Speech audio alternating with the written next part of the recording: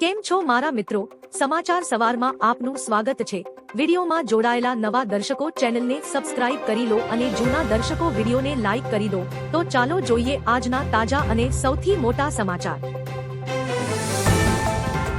ગુજરાતમાંથી 4 વરસાદી સિસ્ટમ સક્રિય। હવામાન વિભાગ અનુસાર ગુજરાતમાં હાલ સાયક્લોનિક સર્ક્યુલેશન અને મોન્સૂન ટ્રફ સહિત 4 સિસ્ટમ સક્રિય થઈ છે। જો કે સિસ્ટમની તીવ્રતા ઓછી હોવાથી આગામી 7 દિવસ ભારે વરસાદની શક્યતા નથી।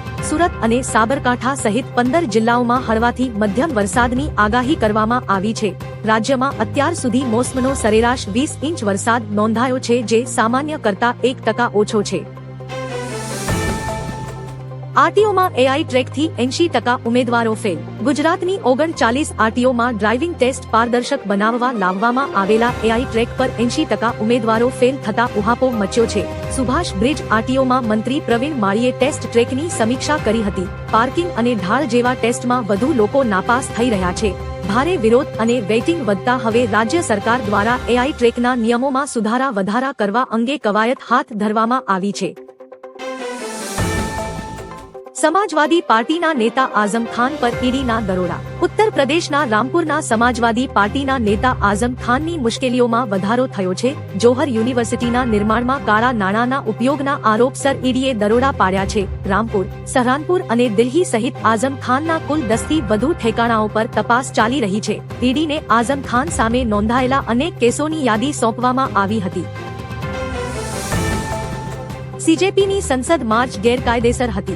દિલ્હી પોલીસે સુપ્રીમ કોર્ટમાં સોગંદનામું દાખલ કરી જણાવ્યું કે સીજેપીની સંસદ માર્ચ ગેરકાયદેસર હતો અને તેની કોઈ મંજૂરી નહોતી। જંતર મંતર પરના પ્રદર્શનમાં આરોપીઓ પણ સામેલ હતા, જેમણે બેરિકેડ તોડી પોલીસ સાથે મારામારી કરી હતી। સ્થિતિ કાબૂમાં લેવા માટે જરૂરી બળપ્રયોગ કરાયો હતો, પરંતુ વધુ પડતો બળપ્રયોગ થયો નથી। સુપ્રીમ કોર્ટ આ મામલે તપાસ માટે ઉચ્ચ સ્તરીય સમિતિની રચના કરશે।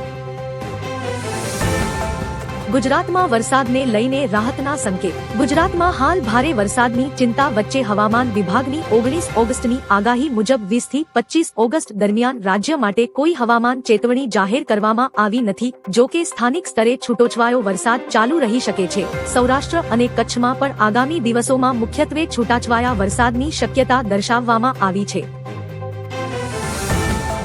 આજે અનેક રાજ્યોમાં વરસાદની શક્યતા। 20 ઓગસ્ટે દેશના અનેક વિસ્તારોમાં ચોમાસાની સક્રિયતા જોવા મળી શકે છે। હવામાન વિભાગના અનુમાન મુજબ દિલ્હી, રાજસ્થાન, હિમાચલ પ્રદેશ સહિત કેટલાક રાજ્યોમાં ભારે વરસાદ, ગાજવીજ અને વાવાઝોડા જેવી સ્થિતિ સર્જાઈ શકે છે। સ્થાનિક તંત્ર દ્વારા લોકોને હવામાનની તાજી સૂચનાઓ પર નજર રાખવાની સલાહ આપવામાં આવી છે।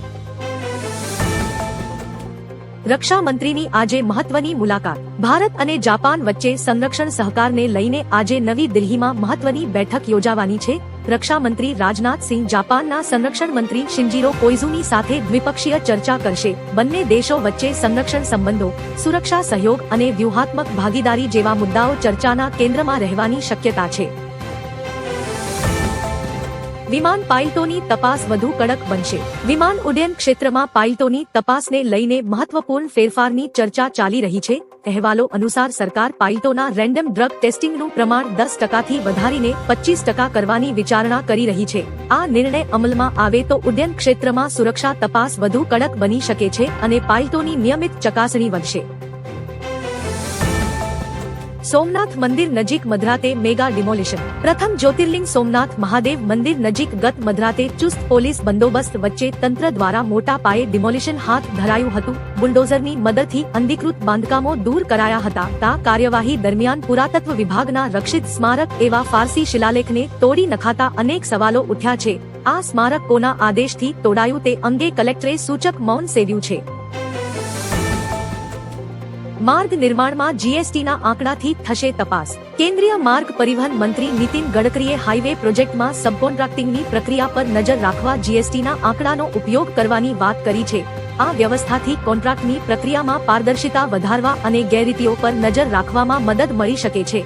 આગામી સમયમાં માર્ગ નિર્માણ ક્ષેત્રમાં આ પ્રકારની માહિતી આધારિત તપાસ વધુ મહત્વપૂર્ણ બની શકે છે। સોનાના ભાવમાં ફરી મોટો ઉછાળો. ભારતમાં સોનાના ભાવ હાલમાં ઊંચા સ્તરે જોવા મળી રહ્યા છે. 19 ઓગસ્ટે 24 કેરેટ સોનાનો ભાવ આશરે 1,53,872 રૂપિયા પ્રતિ 10 ગ્રામ નોંધાયો છે, જ્યારે 22 કેરેટનો ભાવ આશરે 1,40,926 રૂપિયા રહ્યો. રોકાણકારો અને ગ્રાહકોની નજર હવે આગામી ભાવચવળ પર છે.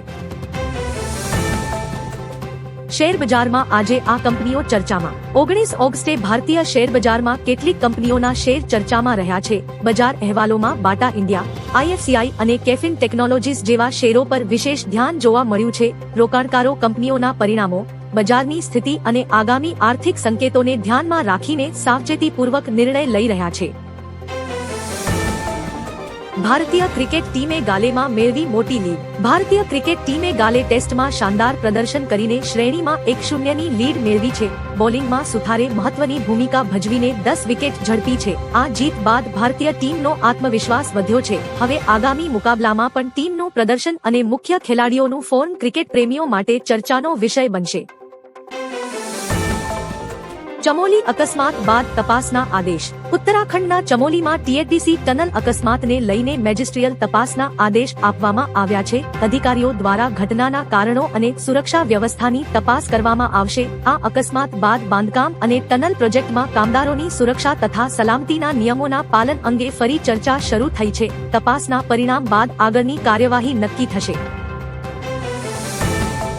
આવનારા દિવસોમાં ચોમાસાની સ્થિતિ પર નજર. 19 ઓગસ્ટ બાદ દેશના વિવિધ વિસ્તારોમાં ચોમાસાની સ્થિતિમાં ફેરફાર જોવા મળી શકે છે. ખાસ કરીને ઉત્તર અને મધ્ય ભારતમાં વરસાદી ગતિવિધિ પર હવામાન વિભાગની નજર છે. ગુજરાત માટે હાલમાં 20 થી 25 ઓગસ્ટ સુધી કોઈ ચેતવણી દર્શાવવામાં આવી નથી. તેથી આગામી દિવસોમાં સ્થાનિક વરસાદના આંકડા અને નવી હવામાન આગાહી મહત્વપૂર્ણ રહેશે. આ તારીખથી તૂટી પડશે વરસાદ. હવામાન નિષ્ણાંત અંબાલાલ પટેલ દ્વારા ભારે વરસાદની આગાહી કરવામાં આવી છે. આગાહી મુજબ 23 ઓગસ્ટથી 30 ઓગસ્ટના સમયગાળા દરમિયાન દક્ષિણ સૌરાષ્ટ્ર અને મધ્ય સૌરાષ્ટ્રના પંથકોમાં ભારે વરસાદી ઝાપટા પડી શકે છે, જ્યારે ગીર સોમનાથ અને આસપાસના જંગલ વિસ્તારમાં મેઘરાજા મન મૂકીને વરસી શકે છે. જો કે પશ્ચિમ સૌરાષ્ટ્ર, રાજકોટ અને કચ્છના કેટલાક વિસ્તારોમાં હાલ થોડી રાહ જોવી પડશે. નંબર પ્લેટ નહીં તો પેટ્રોલ નહીં. રાજકોટ પોલીસ કમિશનરે જાહેરનામું બહાર પાડીને મોટો નિર્ણય લીધો છે. રાજકોટમાં હવે નંબર પ્લેટ વગર ઈંધણ નહીં મળે. જી હા, જાહેરનામા અનુસાર હવે ઈંધણ માટે નંબર પ્લેટ ફરજિયાત કરી દેવામાં આવી છે. આ ઉપરાંત નંબર પ્લેટ સાથે ચેડા કર્યા હશે તેને પણ ઈંધણ નહીં મળે. કોઈ માથાકૂટ કરે તો પોલીસને જાણ કરવા કહેવામાં આવ્યું છે. આ જાહેરનામું 17 ઓગસ્ટથી 16 ઓક્ટોબર સુધી અમલમાં રહેશે. ગુજરાત ભાજપને મળ્યા નવા પ્રભારી. ગુજરાત ભાજપ સંગઠનમાં મોટો ફેરફાર કરવામાં આવ્યો છે. રાષ્ટ્રીય અધ્યક્ષ નીતિન નવીને ગુજરાત સહિત ઉત્તર પ્રદેશ અને પંજાબ માટે નવા પ્રભારીઓની જાહેરાત કરી છે. ગુજરાતની જવાબદારી હવે તરુણ ચુગને સોંપવામાં આવી છે. આ સાથે સંગઠનને વધુ મજબૂત બનાવવા માટે સહપ્રભારીઓની પણ નિમણૂક કરવામાં આવી છે.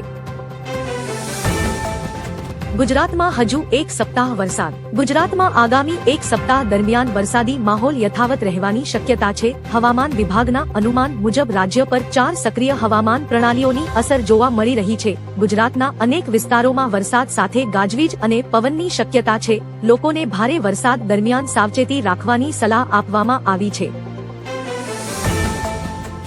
અમદાવાદ મેટ્રોના ત્રીજા તબક્કાની તૈયારી શરૂ. અમદાવાદ મેટ્રોના ત્રીજા તબક્કા માટે બાંધકામ પૂર્વેની કામગીરી શરૂ થઈ ગઈ છે. પ્રસ્તાવિત માર્ગો પર વિવિધ ઉપયોગિતાઓ જેમ કે પાણી, ગેસ અને અન્ય સેવાઓને ખસેડવાની કામગીરી હાથ ધરાઈ રહી છે. આ કામગીરી પૂર્ણ થયા બાદ નવા મેટ્રો માર્ગોના બાંધકામને ઝડપ મળશે. ત્રીજા તબક્કાથી અમદાવાદની જાહેર પરિવહન વ્યવસ્થાને વધુ મજબૂતી મળવાની આશા છે. ગુજરાતની 10 લાખ દીકરીઓને મફત સેનેટરી નેપકિન. ગુજરાત સરકાર દ્વારા સરકારી શાળામાં ધોરણ 6 થી 12 સુધી અભ્યાસ કરતી 10 લાખથી વધુ દીકરીઓ માટે મફત સેનેટરી નેપકિન આપવાની યોજના શરૂ કરવામાં આવી છે. આ યોજના માટે 47 કરોડનું બજેટ મંજૂર કરાયું છે. માસિક ધર્મ દરમિયાન સ્વચ્છતા જાળવવા સાથે દીકરીઓની શાળામાં હાજરી વધારવાનો પણ આ યોજનાનો મુખ્ય હેતુ છે. ભારતમાં ખાંડના ભાવ ઘટાડવા સરકારનો વિચાર. દેશમાં ખાંડના ઊંચા ભાવને નિયંત્રિત કરવા કેન્દ્ર સરકાર મર્યાદિત પ્રમાણમાં ડ્યુટી વગર ખાંડની આયાત કરવાની શક્યતા પર વિચાર કરી રહી છે. સરકારનો હેતુ સ્થાનિક બજારમાં ખાંડનો પુરવઠો વધારવાનો અને વધતા ભાવને નિયંત્રણમાં રાખવાનો છે. આ નિર્ણય અંગે અંતિમ પગલાં લેવામાં આવે તે પહેલા સરકાર દ્વારા બજારની સ્થિતિ અને ઉપલબ્ધ પુરવઠાનું મૂલ્યાંકન કરવામાં આવી રહ્યું છે. PMAJYના અસરકારક અમલ માટે ગુજરાત સરકારનું મોટું પગલું. કેન્દ્ર સરકારની માર્ગદર્શિકા અંતર્ગત મુખ્યમંત્રી ભૂપેન્દ્ર પટેલે PMAJYના અસરકારક અમલ માટે રાજ્ય કક્ષાના પ્રોજેક્ટ મેનેજમેન્ટ યુનિટની સ્થાપના કરવાનો નિર્ણય લીધો છે. PMU દ્વારા યોજનાનું વધુ સુચારુ અમલીકરણ, નિયમિત મોનિટરિંગ અને અસરકારક મૂલ્યાંકન કરવામાં આવશે. આ માટે સચિવ સહિત ઉચ્ચ અધિકારીઓની સમિતિ રચવામાં આવી છે.